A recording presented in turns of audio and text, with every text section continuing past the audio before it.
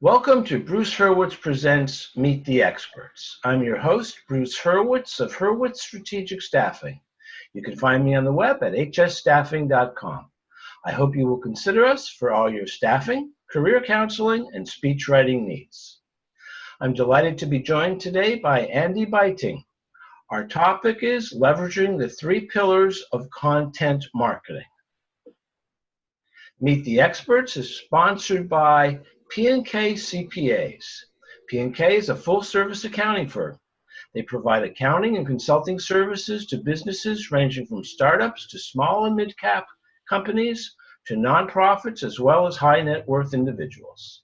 Contact them today for a free consultation at pk-cpas.com or call them at 973-882-8810. They will be happy to be of service. Andy, welcome to the show. Thank you for having me, Bruce. Please take a moment or two and introduce yourself to our viewers. All right. Andy Buyting. I'm the founder and CEO of Carly Publishing. What we do is we work with client partners all over North America, and we help them stand above their competition and really stand out by sharing their expertise, their knowledge with their target audience. And the way we do that is we make it really easy with that for them to publish their knowledge, their expertise, their content across multiple platforms, which I'm sure we'll be talking about. But that's what we do, and delighted to be part of your show, Bruce. Well, welcome. Now, define for us, you prepared some slides and a way we're going to have movies. And the viewers will see what I'm referring to in a minute or two. But for right now, define for us what you mean by content marketing. So I'll tell you how this whole idea, the concept came about is my past life. I grew up in family business. We were in retail, home and garden business. And I remember 15 years ago or so, I was accepted and I started a program in Boston called the Birthing of Giants. Vern Harnish, along with MIT and Inc. magazine at the time, put this program on in an entrepreneurs organization. And while I was there, Vern talked about this concept. He said, do you own the ink in your industry?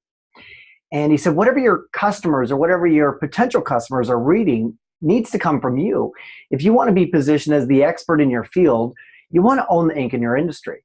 And that is really around content. Now, we're talking back in 2003, 2004. And at that time, he said, listen, if you're not writing a blog, you need to start writing a blog.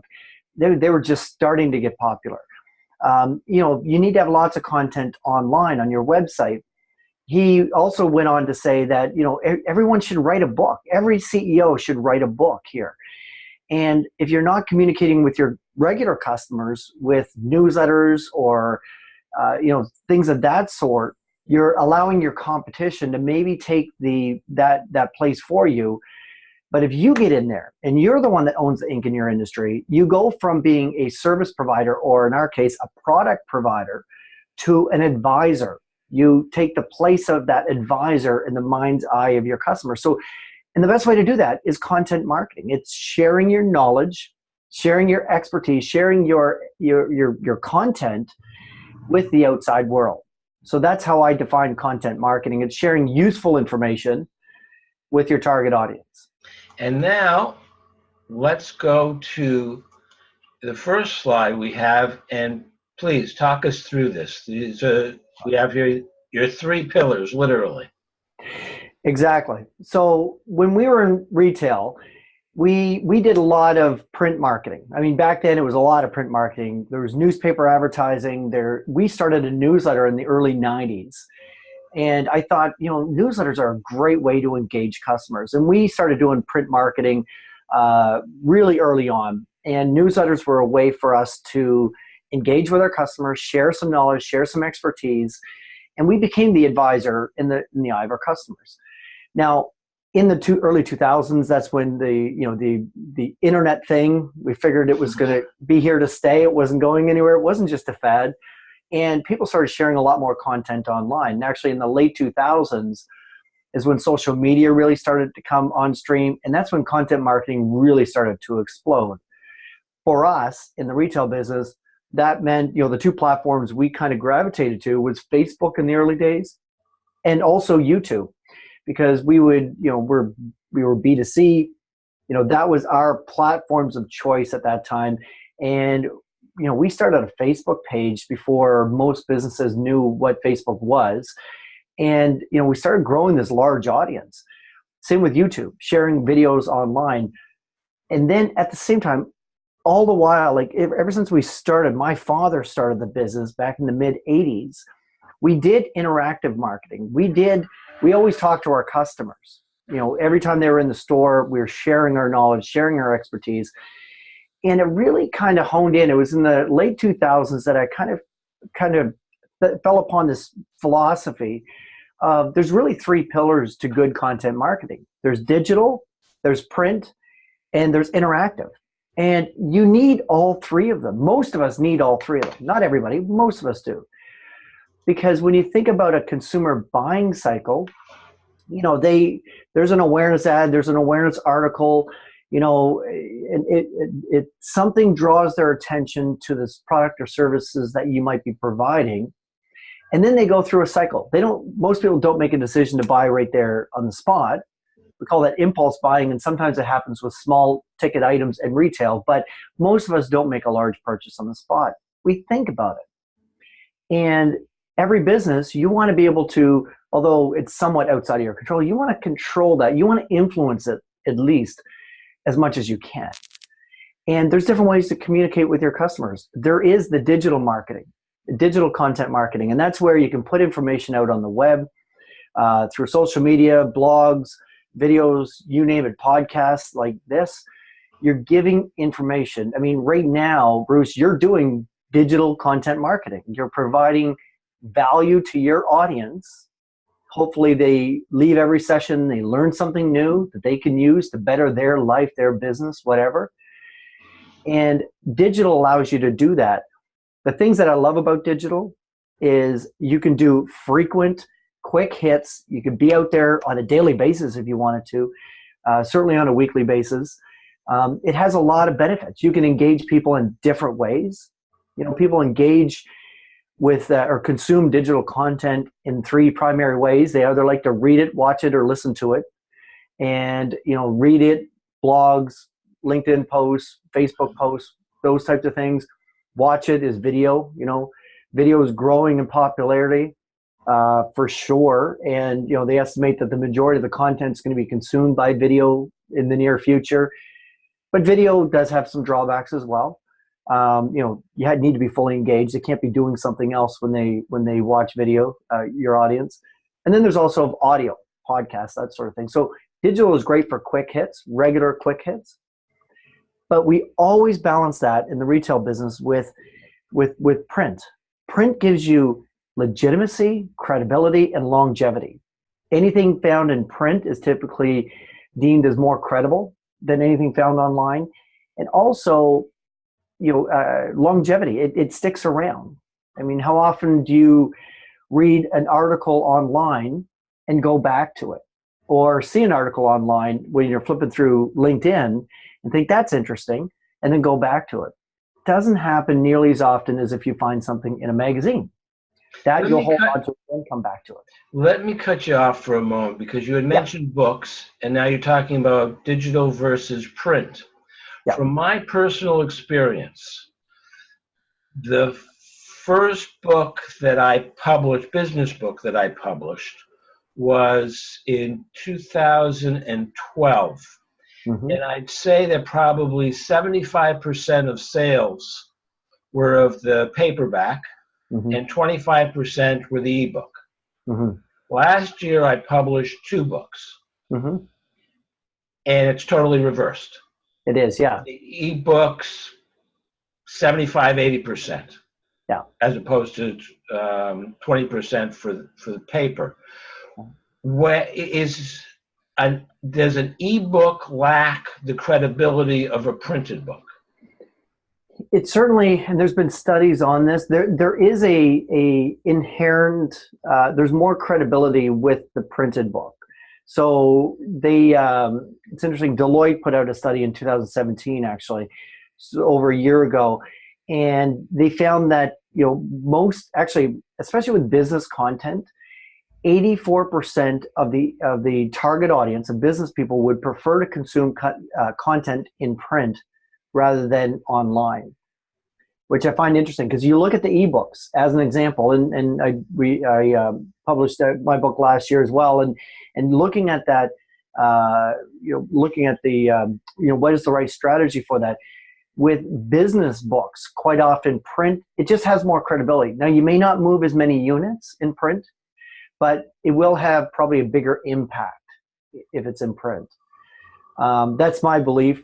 The Deloitte study actually indicates that for every one person, actually the title of the study is Digital is Growing, but Print is Not Dead. And the essence of the study was that, especially if you're putting out business content, if you're only putting it out digitally, you may be alienating 50% of the audience, because there's 50% overall that will only consume content they're generalizing, but will only consume content in print. If it's long form print, 84% rather, long form content, 84% of business audience would prefer to consume it in print. But at the end of the day, my point is, when I look at all of this, is if you're putting together content, and really this is what it comes down to, is, every person listening to this podcast has expertise. They have knowledge that's valuable to someone else. That's, if you've been in your business for more than 5 years, you have expertise. You have knowledge that is valuable to the right person. And, I challenge everybody to share that knowledge. It'll help position you as an authority, help position you as an expert. Share that knowledge. And if you're going to share it, the first part of doing that is documenting that knowledge that's inside your head somewhere, whether it's in a podcast or on, in videos, in a book, in articles, whatever. Document it somewhere. Once you have it documented and you have that content created, this is where really what drives what we do every day, our team, is we want you to leverage that content everywhere. So you have a book, Bruce. Like, what if you took your book and you disseminated that down into a whole series of blog articles? You probably have dozens of blog articles inside your book. Each one of those articles. In my case, I did the opposite. Okay. I based the book on LinkedIn posts, and I put together, however many. But let's move on. Interactive was the third pillar. I think everybody knows what digital and print. What did you mean by interactive? So what I mean by interactive, it's anytime you're interacting with your customers. So, print is certainly one way. Digital is 95% one way. But people might say, well, I engage with customers online. Sure, you do in a very small way, but most of the content is consumed one way and people don't engage with it. But interactive is when you're engaging in real time. So that's any time your salespeople are talking to your customers, you're talking to people over the phone, by video conferencing, face-to-face at events. It's doing presentations, live presentations. It's when you're actively interacting. And the reason why that's one of the pillars of marketing is because you need, strategically, as any organization, you need to be very deliberate about the messaging you're putting out. Most companies are, if they're doing digital and print, they're good at making sure they have the same voice. They have the same messaging, the same type of points, and essentially the same essence, the same brand throughout. But where they drop the ball and where they fall down quite often is when it comes to their interactive marketing. So if you really want to instill confidence in a customer, make sure whatever she reads online matches the messaging, is similar look and feel in essence as what she reads in print. But really, what really instills a lot of confidence in that consumer is when the messaging that the salesperson talks face-to-face when she's in your store or in your place of business is also consistent with your digital and print. Because if you're saying one thing in digital and print, and then they interact with one of your sales reps over a phone, and they get different messaging, all of a sudden that confidence disappears. That confidence certainly comes down a few notches. And that's a good point, to return to the slides, and I'll apologize ahead of time because I'm probably going to mess this up. But you went to now our viewers will understand what I meant by we have movies. So That's right. ROI, return on investment, probably the most important question anybody's ever asks. Okay, I buy your service, I buy your product. Is it Or a you decide to purchase do or it an investment? on your own, right? You may decide to do this on your own, but in most people, so when you look at the return on investment with content marketing, the way you have to take a long-term view of this, because if you put in a unit of energy, time, or resources, you will not get a unit of return back in the early days. Okay. So let me get started and you sure. explain what's happening. Sure. So this line, essentially, most people, when you do anything, you invest in something, you want to get a return on your investment. And most people think linearly. That's human nature. That's the way we naturally think. You think linearly. However, the next line will show how content marketing, in the early days, you don't see that return, but it's exponential. Because content marketing, you can probably attest to this, Bruce. You put out a book or doing this podcast, this video podcast. In the first few months, you probably you don't see any return on your time invested. But over time, it really starts to take off. A good friend of mine started a podcast a couple of years ago, and he said, I remember talking to him after 12 months. He said, Andy, I don't know if I'm going to continue this. He said, I've been doing it for 12 months. He said, I have about 340 followers and people subscribing to it. And he said, I just don't know if it's worth the time and money. And I said, Bill, stick with it. Stick with it. It'll work. Just stick with this. Keep your consistent voice. You have valuable information. And sure enough, after the second year, he is now, I'm sure he's just crossed 4,000 subscribers.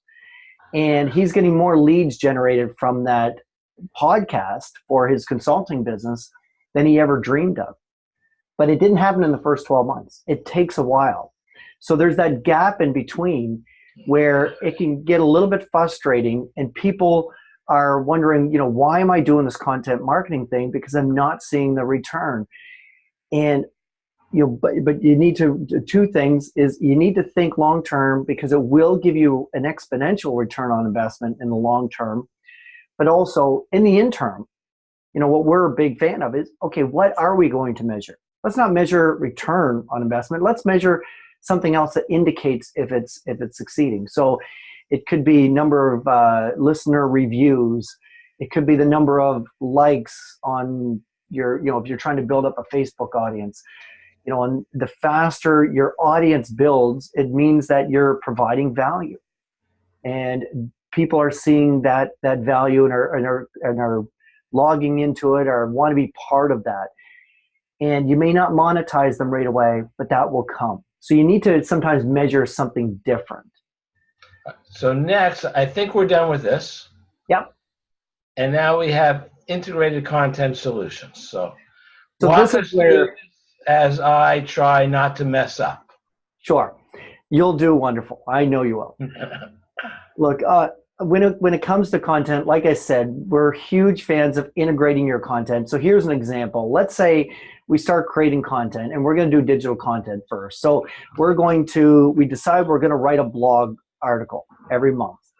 Well, what we suggest is if you have good content written down in a blog article, why not take that article, have it rewritten into a script and create a video out of it? Like you have that content, create the video out of that. From that video, from that audio clip from the video, the voiceover, you can then create an audio clip or a podcast out of that. You take that content, and what we're a big fan of is bringing in some guest contributors, some guest bloggers, and create an email newsletter. What we do with clients is we'll take that even one step further, and we'll take those articles that have been created, and along with the guest articles that you bring into your e-newsletter, and actually create a custom magazine or maybe a custom newsletter. And again, it all starts with that initial blog article. It starts with the first article that was created, and you've really leverage that article, that content across multiple platforms, both digitally, online, and in print. And this customized magazine is print. It's not an e. Yes. Yes. Yeah. So when there's in the one that's on the screen there now is our magazine as a sample. Gary Vanderchuk is one of our guest bloggers or guest contributors, let's say. But there's content in here. There's articles that we have produced that will appear that goes onto our blog. We've created a video out of that article. We've created audio clips out of that article. They've appeared on our e-news blasts. So once an article is created once, and a lot of the time, this is what I contemplated, what I spent a lot of time thinking about.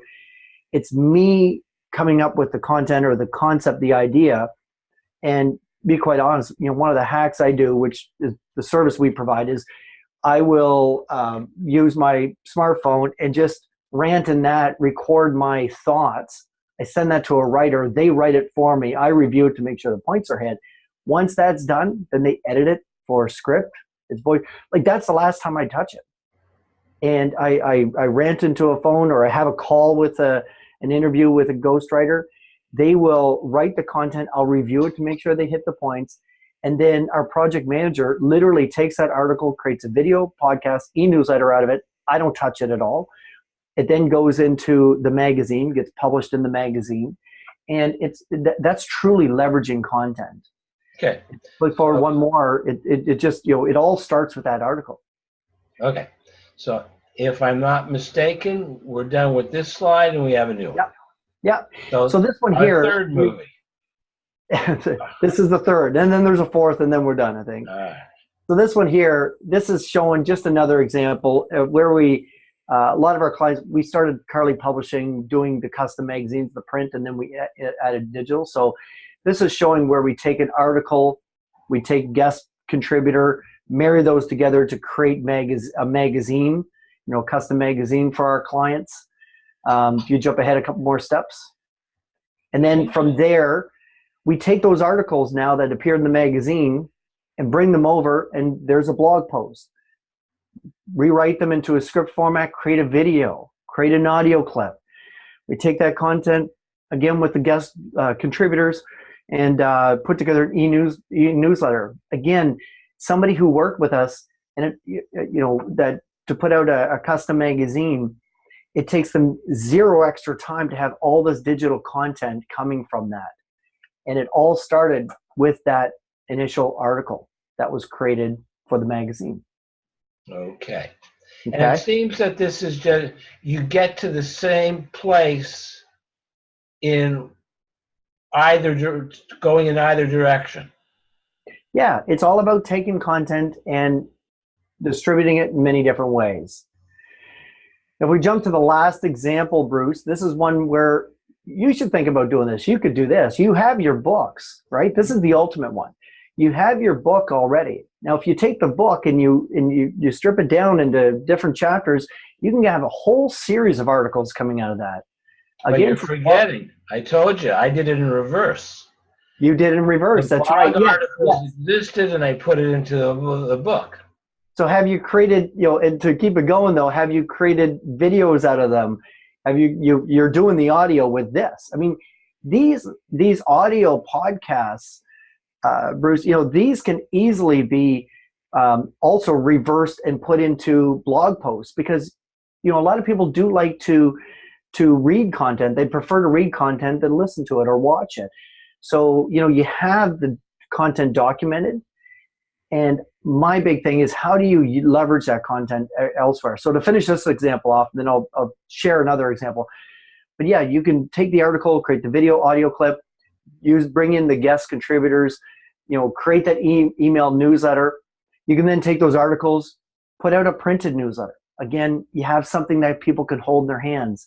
Take the articles and the guest contributors and do a custom magazine. And what's the difference between a printed newsletter and a customized magazine? Just the size, the number of pages? Yes, it's really a newsletter is what everybody envisions. It is information, usually anywhere from 4 to 8 pages typically. It's quick. It has some basic information. A magazine, the difference with the way I look at a magazine, and I don't have samples of newsletters with me, but the way I look at a magazine is in our retail business, we did a newsletter for almost 20 years before we launched a magazine, and the magazine took over the newsletter. It's a 10 steps above a newsletter.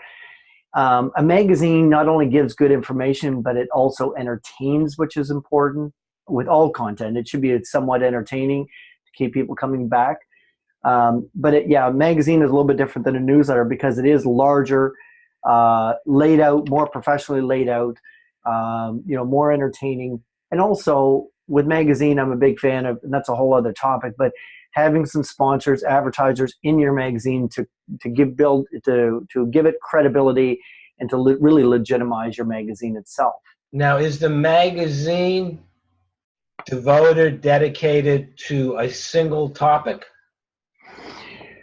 You can, absolutely. We put out our own magazine as a company. Now, our magazine, and I do believe you should have an approach. You should have a consistent approach so that it's predictable, right? Marketing, a lot of marketing over time needs to be predictable for your audience. So in our case, because the business we're in, our topics, we just fill the magazine full of marketing, lead generation, and sales topics.